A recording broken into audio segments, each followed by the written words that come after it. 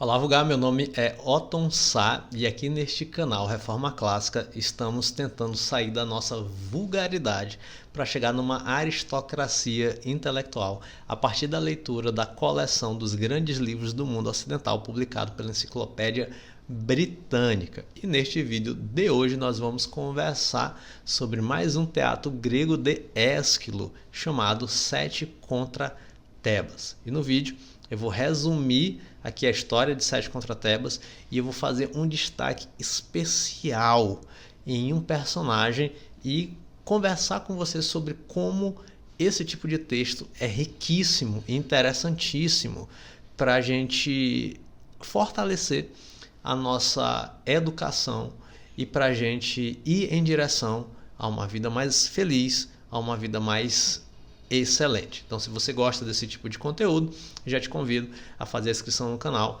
deixar o like no vídeo. Bom, a peça Sete contra Tebas foi encenada pela primeira vez em 467 a.C. Ela faz parte de uma trilogia inspirada num ciclo tebano. Só que é muito importante você entender que Sete contra Tebas é como se fosse o season finale. É o ciclo final, é o último episódio da maldição da casa de Édipo. Talvez você seja familiarizado com esse nome Édipo por conta do Dr. Freud, em que ele popularizou o termo, popularizou talvez esse mito de Édipo, utilizando ali o termo complexo de Édipo, quando o filho tem um desejo pela mãe. Então, o enredo da peça Sete contra Tebas se passa em Tebas quando os dois filhos de Édipo, Etéocles e Polinices, amaldiçoados pelo seu pai, disputam o trono. Polinices, exilado, junta 6 guerreiros aliados e marcha contra a cidade natal. Então nós temos ali no início da peça o Etéocles, rei de Tebas, é informado por um mensageiro que esses 7 chefes inimigos estão prestes a atacar as 7 portas da cidade de Tebas. Então a gente tem ali os preparativos. Etéocles vai nomear defensores para cada porta, espelhando os atacantes inimigos. Então a tensão durante a peça cresce e a gente tem ali particularmente o coro das mulheres tebanas desesperado, em pânico. E quando você estiver lendo esse texto, eu gostaria que você prestasse muito atenção ao coro de mulheres, porque é um coro que ilustra desespero, mostra o pânico e mostra meio que esse conflito, uma analogia à psique humana, é que existe um inimigo externo e um inimigo interno. E Etéocles ele tenta controlar esse inimigo interno. Esse inimigo interno que é desestabilizador e pode desmoralizar a tentativa de defesa da cidade contra esse inimigo externo. Então nós podemos usar analogicamente essa simbologia da psique humana. Muitas vezes nós temos desafios externos e desafios internos, e muitas vezes o que nos leva à ruína são os nossos próprios desafios internos, muito mais do que esses desafios externos. E aí a gente tem na peça o auge do conflito, que quando o mensageiro anuncia que na 7ª porta está Polinices, irmão de Etéocles, e o próprio Etéocles, portanto, decide enfrentá-lo, mesmo sabendo do seu destino, mesmo sabendo da maldição que prenuncia a morte de ambos.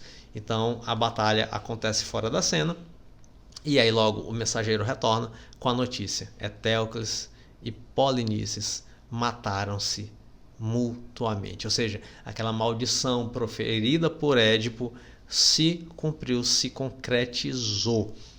Então a gente tem ali o desfecho, que é a cidade pelo menos está salva, mas a família real, a família de Édipo, está destruída.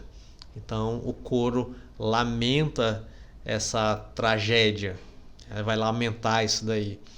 E na versão original o coro termina exaltando Tebas, Algumas versões anteriores a gente tem alguns acréscimos ali, que vão incluir alguma coisa ou outra, uma sepultura de Polinices, um gancho para Antígona, que é uma outra peça de Sófocles, Mas a versão original mesmo termina com o coro exaltando a cidade. Então nós temos alguns temas principais ali em Sete contra Tebas, por exemplo, destino e maldição, né? A inevitabilidade da profecia de Édipo sobre os filhos. A gente tem o tema do fratricídio, né? Então o ódio entre os irmãos como símbolo ali da destruição interna, destruição familiar. A gente tem também a temática do dever cívico versus laços de sangue, né? Que a Teuclides vai priorizar a defesa da cidade em detrimento à reconciliação familiar. E a gente tem ali a fragilidade da vitória, né? Tebas sobrevive, mas perde os seus líderes.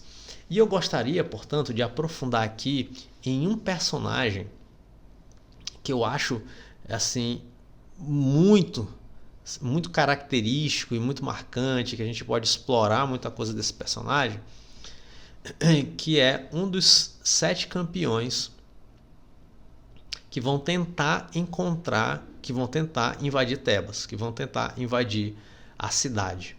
E eu queria, portanto, aqui falar sobre Partenopeu. Estou pegando aqui o meu roteiro para poder não confundir o nome dele.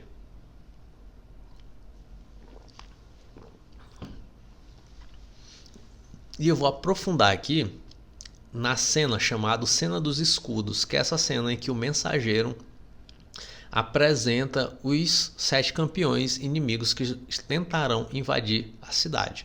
Então nós temos 7 campeões e na descrição desses 7 campeões nós temos a descrição do seu próprio caráter. Então é uma descrição ali psicológica, uma descrição moral, e a gente vai percebendo que dentre esses 7 campeões, a maioria vai ter uma característica que se repete em outros teatros gregos, que é da híbris, ou seja, da arrogância, né? Então a gente já tem um vídeo aqui no canal falando sobre outros teatros, por exemplo, falando sobre os persas, e lá nos persas nós temos o rei Xerxes tentando, né, ali destruir o exército grego, e por conta de sua arrogância ele acaba entrando em derrocado. E aqui em Sete contra Tebas nós temos também a arrogância humana como esse elemento de sua própria ruína, como esse elemento de sua própria destruição. Então eu queria falar sobre o Partenopeu. E se você achar interessante essa análise que eu vou fazer aqui, eu te convido a clicar no link aqui embaixo da QIFI para apoiar o nosso projeto, e dentro da plataforma exclusiva do Reforma Clássica eu tenho uma conversa sobre todos esses 7 campeões, fazendo uma análise profunda e uma conversa muito mais extensa sobre essa peça chamada Sete contra Tebas. Então, Partenopeu, um dos 7 heróis, ele vai tentar entrar pela porta Bóreas. E nós temos a descrição do caráter de Partenopeu. E esse caráter de Partenopeu representa uma duplicidade perversa. E eu vou colocar aqui na imagem, aqui na tela, uma imagem feita por IA, né, representando aí Partenopeu. E eu gostaria que você prestasse muita atenção, porque essa imagem de Partenopeu é muito interessante de a gente analisar. Então ele apresenta uma duplicidade perversa. Por quê? Porque ele tem uma aparência de um jovem, como você está vendo aí na tela, mas ele tem um espírito selvagem e um olhar severo. Então a sua impiedade se manifesta quando ele jura por sua própria lança, venerando a sua lança acima dos deuses e de seus próprios olhos. Ou seja, aqui a gente tem uma característica de arrogância. Então, um jovem, um espírito selvagem, um olhar severo e uma arrogância. A minha lança está acima de qualquer ordem cósmica, está acima de qualquer lei divina, está acima de qualquer destino traçado pelos deuses. Então é a minha lança que é o meu destino. São as minhas escolhas que vão determinar o meu destino. E aqui a gente tem uma característica extremamente marcante dessa híbris, dessa arrogância. Mas o que eu gostaria de chamar ainda mais a atenção é sobre o escudo. E não é um assunto inédito dentro da tradição do teatro grego, dos escritores gregos, nós encontrarmos escudos com símbolos fortes. Nós temos, por exemplo, em Ilíada, uma descrição de Homero acerca do escudo de Aquiles. E nós temos ali símbolos fortíssimos na descrição do escudo de Aquiles. E aqui não é diferente. Em 7 contra Tebas, nós temos também os 7 campeões, seus 7 escudos e símbolos que podemos analisar em seus escudos. E é sobre esse símbolo que eu gostaria de conversar. Então eu fiz mais ou menos aqui esse preâmbulo, essa contextualização para a gente chegar no ponto principal aqui desse vídeo de hoje, que é sobre o escudo de Partenopeu. Olha só, você está vendo aí na tela que o emblema do escudo de Partenopeu é uma esfinge. E o que é a esfinge? A esfinge é um monstro que comia carne viva e que aterrorizou Tebas no passado. Então a esfinge ficava ali aos arredores da entrada de Tebas e todas as pessoas que tentavam acessar a cidade tinham que passar pela esfinge. E a esfinge acabava comendo, né, os próprios cidadãos da cidade ou quem queria visitar ali e tudo mais, né? Tanto que Édipo ele se torna rei de Tebas porque ele consegue derrotar a esfinge. Então esse é o mito. Então Partenopeu ele tem o emblema de algo que aterrorizou Tebas no passado. Ou seja, Partenopeu carrega uma ofensa direta e uma tortura psicológica. Partenopeu, em seu escudo, traz como emblema um lembrete de uma praga antiga que a cidade mal superou. E olha só como esse símbolo é muito forte, como a gente precisa entender que esses textos gregos eles não estão lá no passado, como um museu que a gente olha ali uma peça, beleza, e algo descolado da nossa vida, né, da contemporaneidade, né, e das nossas próprias dificuldades e mazelas aqui no presente. Porque quando você olha isto, o escudo de Partenopeu, se a gente fosse utilizar uma linguagem moderna, o escudo de Partenopeu é simplesmente um gatilho.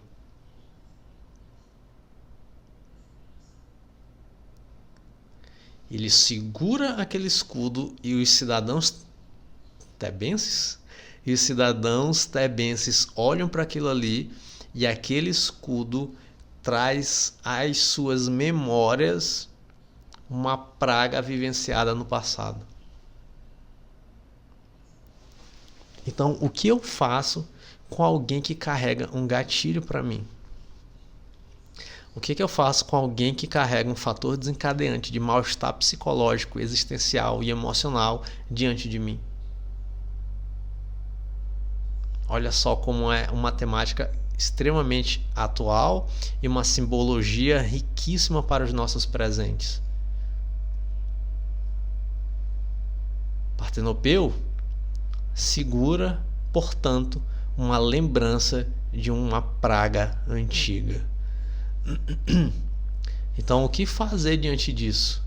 O que fazer quando eu me relaciono com alguém que carrega um símbolo que me remete a uma mazela antiga minha, que me remete a uma praga antiga, que me remete a um gatilho? Então, o que eu posso fazer para lidar com isso? É esse tipo de conversa que a gente vai encontrar no teatro grego, que são conversas e são assuntos que fazem parte e devem fazer parte da nossa formação pessoal.